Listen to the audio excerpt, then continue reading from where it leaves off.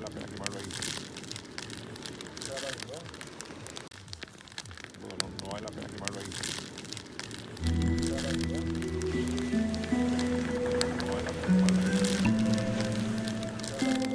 Welcome back to the channel, my friends. Tonight, we delve into the dark corners of the world, those places where shadows whisper and fear takes hold. We're about to unpack 3 true horror stories, each one more unsettling than the last. These are not tales for the faint of heart.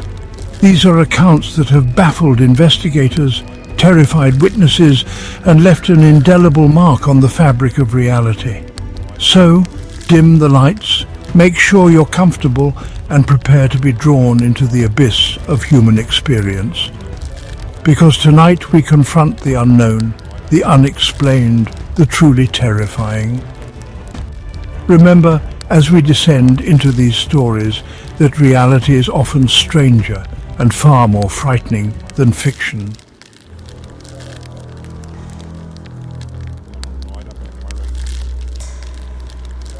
Our journey begins on a desolate stretch of highway, where the neon glow of a roadside motel pierces the oppressive darkness. This isn't just any motel. It's a place where weary travelers seek refuge, unaware of the chilling secret hidden within its walls. Nestled among the rows of identical doors, room 104 stands silent, its chipped paint and faded curtains hinting at a troubled past. To the uninitiated, it might seem like any other room, but to those who have dared to spend a night within, it's a gateway to a realm of terror. This is the story of Room 104, a place where the veil between our world and the next wears thin, and where the echoes of unspeakable horrors continue to haunt the living. We'll meet the guests, the skeptics, and believers alike, who have encountered the unexplainable within these 4 walls. Get ready, because things are about to get unsettling. Right away, I felt a cold shiver crawl down my spine, an unsettling premonition that something isn't quite right. As they step inside the room, a musty odor assaults their senses, like the stale breath of time. The air hangs heavy, thick with an unseen presence that sends chills down their spines. Despite their unease, they try to ignore the oppressive atmosphere, desperate for a good night's sleep. Little do they know, their respite will be anything but restful. As darkness descends, so too does the true nature of Room 104 reveal itself. The couple settles into bed, but sleep proves elusive as strange noises begin to filter through the darkness. At first, it's just a faint scratching sound, like claws scraping against the floorboards beneath their bed. They dismiss it as an animal, but as the night wears on, the sounds grow louder, more insistent. Then Sarah begins to hear whispers, soft and indistinct, swirling around the room. She can't make out the words, but the voices are laced with a chilling malice that sends goosebumps erupting across her skin. Fear takes root in their hearts, growing with each passing moment, as the shadows in the room seem to twist and writhe, imbued with a malevolent life of their own. Suddenly, Sarah sits bolt upright in bed, her heart pounding like a drum in her chest. Her eyes widen in terror as she sees it, a spectral figure standing at the foot of the bed, its form shimmering and translucent. The figure is tall and gaunt, its features obscured by the shadows that cling to it like a shroud.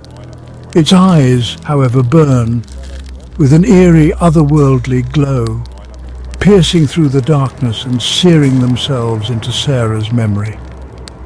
Paralyzed with fear, Sarah can only watch in horror as the apparition reaches out with a long skeletal hand towards her. She wants to scream, to warn David, but terror steals her voice, leaving her trapped in a nightmare come to life. Just as suddenly as it appeared, the figure vanishes, leaving behind a bone-chilling cold that permeates the air. Sarah is left trembling, her mind reeling from what she has just witnessed. The following morning, Sarah and David waste no time in fleeing Room 104, their faces etched with the terror of the night before. They stumble down to the lobby, desperate to escape the confines of the motel and put as much distance between themselves and that room as possible. They try to explain what they experienced to the motel clerk, but he only offers a knowing smirk and a dismissive shrug. It's clear to them that he's heard similar stories before, that their experience is not unique within the walls of this cursed place. Determined to understand what happened, Sarah and David begin researching the motel's history. Their search leads them down a rabbit hole of local legends and whispered rumours, tales of a tragic event that occurred within room 104 many years before. As they delve deeper into the motel's dark past, they uncover a chilling truth. The room they stayed in has a long and terrifying history of paranormal activity, a history that stretches back decades. Their research leads them to the local library, where a kindly librarian points them towards old newspaper clippings and microfiche files. As they sift through the brittle pages, a name surfaces again and again: Emily Carter. Emily was a young woman who had checked into room 104 decades earlier, only to vanish without a trace. Her disappearance had sent shockwaves through the small town, but despite a thorough investigation, no trace of her was ever found. Some whispered that Emily had been a victim of foul play, her end met within the walls of that very room. Others claimed that she had simply run away, desperate to escape a life of quiet desperation. But as Sarah and David read on, they discover a chilling detail. Many guests who had stayed in room 104 after Emily's disappearance reported seeing a ghostly apparition that matched her description. Armed with this newfound knowledge, Sarah and David begin to connect the dots. They realized that the ghostly figure Sarah had seen in the room was likely the restless spirit of Emily Carter, trapped within those walls and unable to find peace. They learned that Emily had been deeply unhappy in life, trapped in a loveless marriage and yearning for a life less ordinary. It's said that she had planned to run away with a secret lover, but something went terribly wrong, leaving her spirit tethered to the site of her final moments. Driven by a sense of empathy and a desire to help Emily find peace, Sarah and David decide to return to the motel. They know it's a risky proposition, but they can't shake the feeling that they're meant to help Emily's lost soul. They vow to confront whatever evil lurks within room 104, hoping to bring closure to Emily's tragic story and free her from her spectral prison. As they approach room 104 once more, a palpable wave of dread washes over them. The air grows heavy, thick with anticipation and the weight of unseen eyes upon them. But this time, fear doesn't cripple them, it fuels their resolve. Stepping back into the room, they can feel a shift in the atmosphere, a tingling energy that speaks of a power beyond their understanding. They know they are not alone, that Emily's presence lingers in every shadow, every corner of the room. Sarah and David stand in the center of the room, their hands clasped together for support.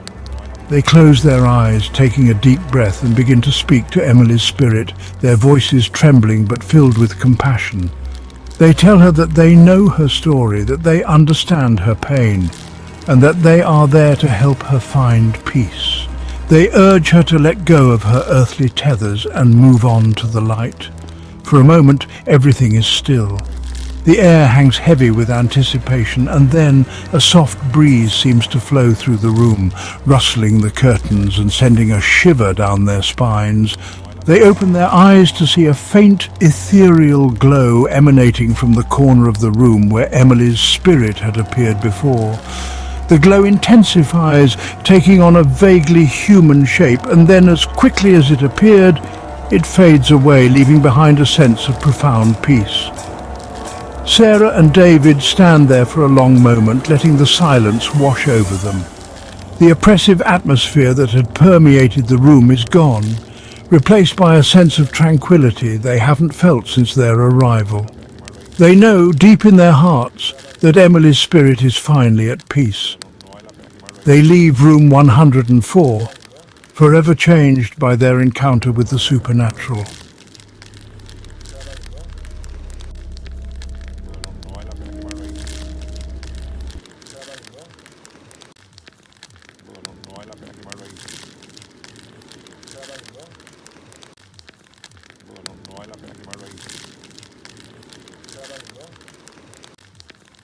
From the haunted hallways of a forgotten motel, we journey now to the heart of a bustling metropolis, where a young woman's disappearance would captivate the world and spark countless theories, each more unsettling than the last.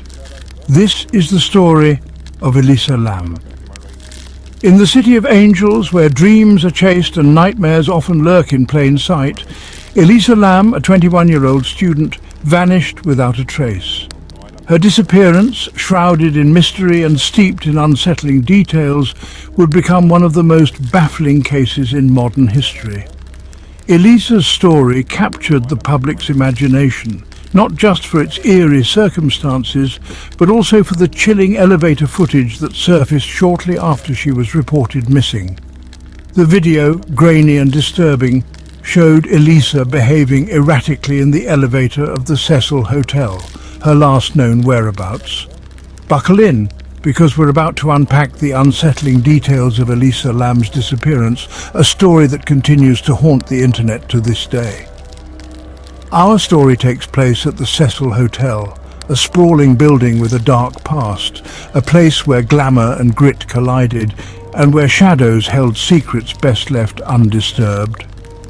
The Cecil, with its imposing facade and faded grandeur, was a landmark in downtown Los Angeles, but it was also a place with a troubled history, a notorious past that whispered of violence, despair, and unexplained deaths. Over the decades, the hotel had been linked to numerous murders, suicides, and other disturbing incidents. It was a haven for drifters, criminals, and lost souls, a place where darkness seemed to cling to the very walls. For some, the Cecil was simply a cheap place to stay, a temporary stop on a longer journey. For others, it became a final destination, a place where their stories ended in tragedy and their spirits lingered long after they were gone. She had been documenting her travels on her blog, sharing stories and photos with her friends and family back home. Her posts were filled with a sense of adventure and wonder, a young woman embracing the unknown with open arms. In January 2013, Elisa Lam, a Canadian student on a solo trip across the United States, checked into the Cecil Hotel. She was a bright and bubbly young woman, full of life and eager to explore the world. Elisa's stay at the Cecil was meant to be brief, just a few nights before she continued on her journey. But as days turned into nights, her family and friends grew increasingly worried. Elisa wasn't answering her phone, and her blog, once a daily source of updates, fell silent. Their worst fears were confirmed when Elisa was officially reported missing. The police began their investigation, their search leading them to the Cecil Hotel, where Elisa's belongings were found in her room, undisturbed, as if she had simply vanished into thin air. As the investigation into Elisa's disappearance intensified, police uncovered a piece of evidence that would send chills down the spines of even the most seasoned detectives, a surveillance video from one of the hotel's elevators. The grainy footage, captured on the night Elisa disappeared, showed her acting strangely inside the elevator. She could be seen pressing multiple buttons, seemingly at random, as if she were trying to select a floor but couldn't decide. At times, she would step out of the elevator and peer down the hallway, her movements jerky and erratic, as if she were trying to avoid someone or something. Then she would step back inside, her behavior growing increasingly bizarre. The video, time-stamped just minutes before Elisa was last seen alive, raised more questions than answers. What had transpired in that elevator? Who was Elisa talking to, and why was she acting so strangely? The release of the elevator footage sent shockwaves through the internet, sparking a frenzy of speculation and conspiracy theories. Amateur sleuths and armchair detectives pored over every frame, searching for clues to Elisa's whereabouts. Some theorized that Elisa had been the victim of foul play, perhaps targeted by a predator lurking within the hotel's walls. Others speculated that she had suffered a mental breakdown, her erratic behavior a sign of a deeper psychological disturbance. Still, others ventured into the realm of the paranormal, suggesting that Elisa's disappearance was the result of supernatural forces at play within the Cecil's haunted halls. Theories ranged from demonic possession to alien abduction, each more outlandish than the last.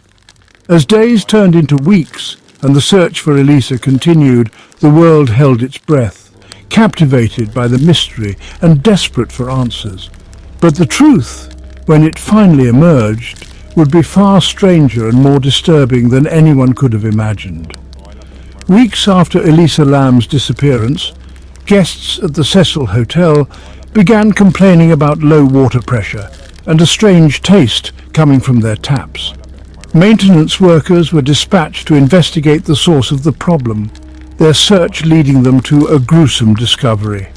On the roof of the hotel, inside one of the large water tanks that supplied the building, they found Elisa's body. The discovery sent shockwaves through the city and beyond, confirming everyone's worst fears. But it also deepened the mystery surrounding her disappearance. How had Elisa's body ended up in a locked water tank on the roof of the hotel? The tank was heavy, requiring considerable effort to open and close. And how had she gotten past security measures and accessed the roof undetected? The discovery of Elisa's body, far from providing answers, only served to raise more questions, pushing the case further into the realm of the bizarre and the unexplained. The autopsy report, released weeks later, only added to the enigma surrounding Elisa's death. While it confirmed that she had drowned, there was no evidence of foul play or any obvious signs of trauma on her body. The toxicology report also came back negative, showing no traces of drugs or alcohol in her system.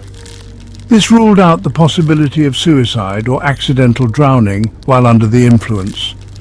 But there were perplexing details that couldn't be explained. Some of Elisa's clothing was found scattered near the water tank, as if she had undressed before entering the tank. And there was no sign of forced entry, leaving investigators to grapple with how she had gotten inside. The autopsy, while confirming the cause of death, did little to shed light on the circumstances leading up to Elisa's demise. It was as if she had simply vanished into thin air, only to reappear in the most improbable of places. Despite a thorough investigation, the Los Angeles Police Department was unable to determine conclusively how Elisa Lam ended up in the water tank. The case, officially ruled an accidental drowning, remains open and active, a haunting reminder of the mysteries that continued to baffle law enforcement. The Cecil Hotel, already shrouded in an eerie history, became synonymous with Elisa's case, its dark legacy cemented in the annals of true crime. The hotel has since been rebranded, its name changed in an attempt to distance itself from its troubled past. But for many, the Cecil will forever be linked to the tragic and unexplained death of Elisa Lam, a young woman whose life was cut short under the most bizarre of circumstances. Her story serves as a chilling reminder that even in the heart of a bustling city, some secrets refuse to stay buried. Elisa Lam's story continues to captivate and unsettle people worldwide. Theories abound,